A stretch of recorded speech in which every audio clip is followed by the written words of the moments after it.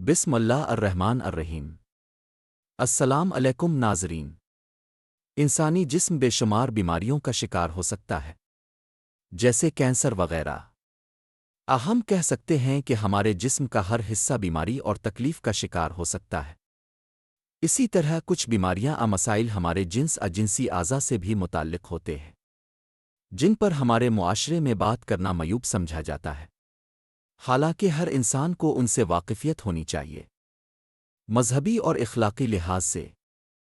تو آج کی اس ویڈیو میں ہم چند جنسی مسائل کا تذکرہ کریں گے، لیکن اس سے پہلے میں آپ کو صرف سیکس اور جینڈر کا فرق واضح کر دوں، کیونکہ اس کی ہمیں ضرورت پڑے گی ویڈیو کے دوران۔ تو جناب، انگریزی زبان میں لفظ سیکس جہاں استعمال ہوتا ہے تو میں اسے جنس کہوں گا، اسے ایسوسی ایٹڈ ہیں میل اور فیمیل، یعنی انسان جسمانی لحاظ سے کیا ہے۔ مثلاً بچہ پیدا ہوتا ہے تو اس کے جسمانی اعضاء کو دیکھ کر ہم کہہ سکتے ہیں کہ یہ میل ہے یا لڑکا ہے یا لڑکی ہے۔ تو یہی لفظ ہم جو سیکس ہے، میل اور فیمیل، یہ ہم جانوروں کے لیے بھی استعمال کر سکتے ہیں۔ اب جو دوسرا لفظ ہے جینڈر، یہ انگریزی زبان میں صرف انسانوں کے لیے استعمال کیا جاتا ہے۔ اس کا اردو میں مطلب جنس ہی بنے گا، لیکن یہاں پہ ہم اس کو ڈیفائن کرتے ہیں مین اینڈ وومین کے طور پر، ٹھیک ہے، نہ کہ میل اور فیمیل کے طور پر۔ تو جینڈر کو ہم مین اینڈ وومین کے طور پر ڈسکرائب کرتے ہیں، یعنی اب سے کوئی پوچھے کہ آپ کون ہیں تو آپ کہیں گے کہ میں مین ہوں یا میں وومین ہوں۔ اس کو ہم جنس فطری بھی کہہ سکتے ہیں، زیادہ تر انسان کی فطرت سے متعلق ہے۔ اب آپ حیران ہوں گے کہ یہ دو اصطلاحات کیوں استعمال ہوتی ہے۔ ظاہری سی بات ہے، ایک میل ہے وہ مین ہوتا ہے اور فیمیل جو ہے وہ ویمین ہوتی ہے۔ مگر جناب، کچھ ہمارے میڈیکل کے مسائل ایسے ہیں کہ بعض دفعہ سیکس اور جینڈر میں تضاد پیدا ہو جاتا ہے۔ مثلاً ایک لڑکا ہے تو وہ زنانہ مزاج رکھے گا، اور عورت جو ہے وہ مردانہ فطرت رکھتی ہے۔ تو یہ تو فرق واضح ہو گیا۔ تو چلیں اب آگے چلتے ہیں، ہم دو مسائل کا ذکر کرتے ہیں۔ جو پہلا مسئلہ ہے وہ سیکس جنس سے انسانی سے متعلق ہے۔ انگریزی زبان میں لفظ استعمال ہوتا ہے انٹرسیکٹ ہرمافروڈائٹ۔ یہ جناب وہ لوگ ہوتے ہیں جن کے جنسی اعضاء میں نقص ہوتا ہے، یعنی آپ ان کو دیکھ کر یہ نہیں تعین کر سکتے کہ یہ مرد ہے یا عورت۔ یعنی بچہ پیدا ہوا ہسپتال میں، لیکن آپ نہیں بتا سکتے کہ یہ بچہ کیا ہے۔ ایسے افراد انٹرنکس ہیں۔ انٹرسیکس افراد جو ہیں دنیا میں 1.7% ہیں، یعنی ہم کہہ سکتے ہیں کہ ہر 100 میں سے 1 یا 2 لوگ انٹرسیکس ہیں۔ اب یہ انسان کیوں ایسے انٹرنکس بنتا ہے؟ تو سائنس دانوں نے دریافت کیا ہے کہ انسان کے جسم میں تخلیق کے دوران ہارمون، جینز یا انزائم کی کمی بیشی سے یہ مسئلہ ہوتا ہے، اور بھی ہو سکتا ہے کچھ وجوہات ہوں، لیکن یہ بہرحال اہم وجوہات ہیں۔ تو بیرون ملک میں جب پیدا ہوتا ہے تو ڈاکٹر پوری کوشش کرتے ہیں کہ سرجری وغیرہ سے بچے کے اعضاء کی اصلاح کر دیں، تاکہ وہ میل یا فیمیل کے طور پر دنیا میں اپنا مقام بنا سکے اور دنیا میں اپنا انٹروڈکشن کروا سکے۔ بعض دفعہ یہ ممکن ہوتا ہے، بعض دفعہ یہ ممکن نہیں ہوتا، لیکن البتہ وہ پوری کوشش کرتے ہیں کہ بچہ اور والدین احساس کمتری یا پریشانی کا شکار نہ ہوں۔ اب یہی صورت حال ڈیولپنگ مسلم کنٹریز میں بھی ہے، بالخصوص عرب میں بھی یہی طریقہ کار رائج ہے کہ بچے کو حد ممکن امکان تک بدلنے کی کوشش کی جاتی ہے۔ ابھی ایک اور مسئلے کے بارے میں بات کروں گا جو اسی سے ملتا جلتا ہے۔ اس کا تعلق انسان کی جینڈر سے ہے۔ اپنے لفظ بہت سنا ہوگا، ٹرانس جینڈر ہمارے ہاں استعمال کیا جاتا ہے۔ تو یہ ٹرانس جینڈر ہوتا کیا ہے؟ کہ بچہ پیدا تو مکمل لڑکا ہوا ہے، لیکن جیسے ہی اس کو شعور ملتا ہے 2-3 سال کی عمر میں وہ لڑکیوں جیسی فطرت ظاہر کرنا شروع کر دیتا ہے۔ تو ایسے لوگوں کو ٹرانس جینڈر کہتے ہیں، یعنی ان کے جسم میں اور نفسیات میں تضاد ہے۔ بعض دفعہ ایسا ہوتا ہے کہ کسی گھر میں لڑکیاں زیادہ ہوں تو لڑکے وہاں عورتوں جیسی عادات اپنا لیتے ہیں، لیکن بڑے ہو کے ٹھیک ہو جاتے ہیں۔ اس کو انوائرمنٹل ایفیکٹ کہتے ہیں۔ ٹرانس جینڈر انوائرمنٹل ایفیکٹ نہیں ہے، یہ ایک پرماننٹ مسئلہ ہے۔ ایسے لوگ ٹرانس جینڈر مشکل سے ہی اپنے آپ کو بدلتے ہیں، بلکہ ہم بات کریں گے کہ ریسرچ کے مطابق اپنے آپ کو نہیں بدلتے۔ اسی طرح ایک بچی ہے، لڑکی ہے، لیکن فطری لحاظ سے اس کا مردانہ سٹائل ہوتا ہے۔ اب ہمارے ہاں زیادہ تر لوگوں کو انٹرسیکس، انٹرسیکٹ اور ٹرانس جینڈر کا نہیں پتا، تو وہ سبھی کو ایک ٹرم میں ہیجڑے کے طور پر بیان کرتے ہیں۔ ناظرین، دنیا میں اس وقت 0.5% ٹو 1% لوگ ٹرانسجینڈر ہیں۔ یعنی ہر 200 میں سے ہم کہہ سکتے ہیں کہ 1 یا 2 بندے ٹرانسجینڈر ہیں۔ پاکستان کی 40 کروڑ کی آبادی میں اندازنہ 20 سے 40 لاکھ تک لوگ ٹرانسجینڈر ہو سکتے ہیں۔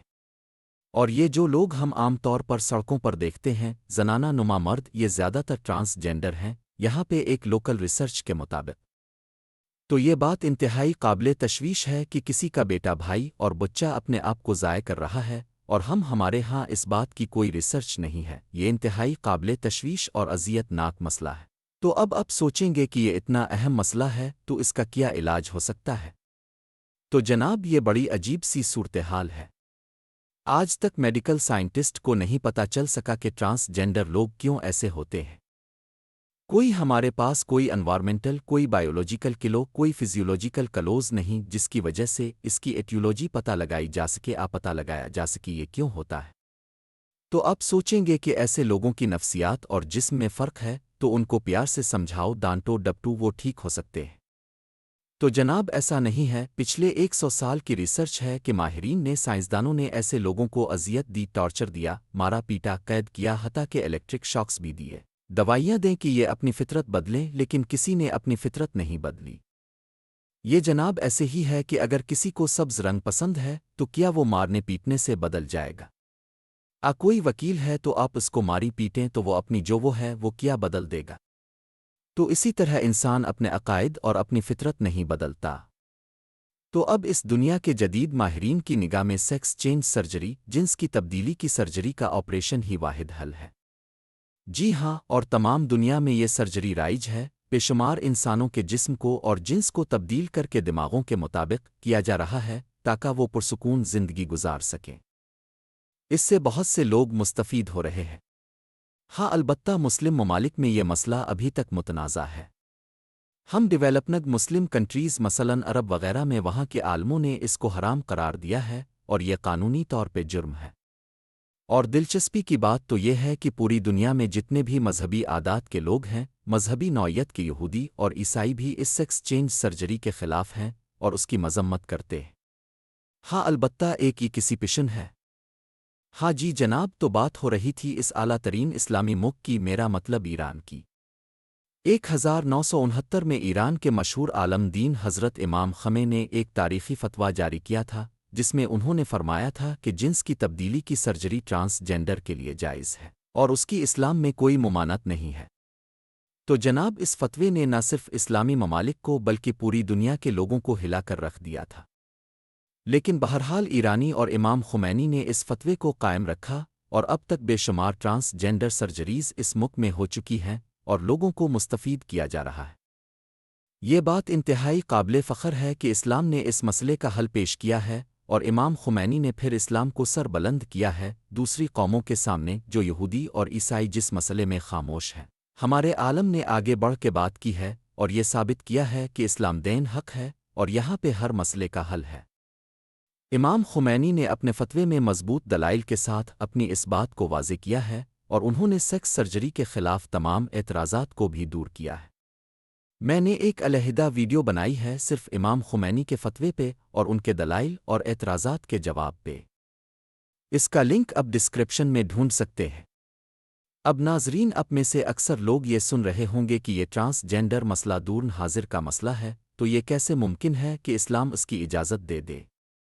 تو جناب، یہ میں بات واضح کر دوں کہ ٹرانسجینڈر لوگ انسان کی ہسٹری میں شروع روزن اول سے پائے جاتے ہیں، بلکہ قرآن میں بھی ان کا تذکرہ موجود ہے۔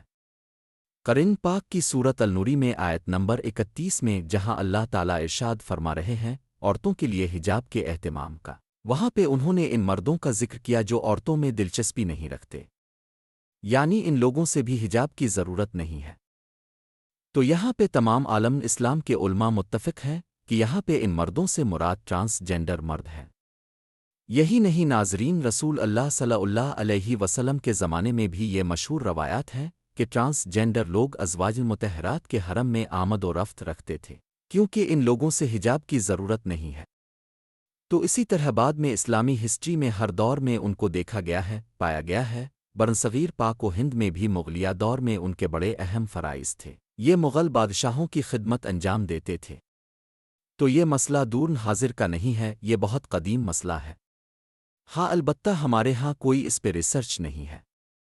اسلامی لحاظ سے ویسٹرن کنٹریز کی ریسرچ ہے، جس طرح دوسرے امراض میں بھی ان کی ریسرچ ہم سے آگے ہے، تو یہاں پہ بھی وہ سب سے آگے ہے۔ لیکن امام خمینی نے ثابت کر دیا کہ اسلامی لحاظ سے ہم بھی اتنا ہی علم رکھتے ہیں۔ تو ناظرین، اب کے سامنے پوری صورتحال آ گئی ہے، اب یہ ہم لوگوں پہ ہے کہ ہم کس طرح اپنا انداز اپناتے ہیں، تنگ نظری کا، انسانیت کی بہتری کا۔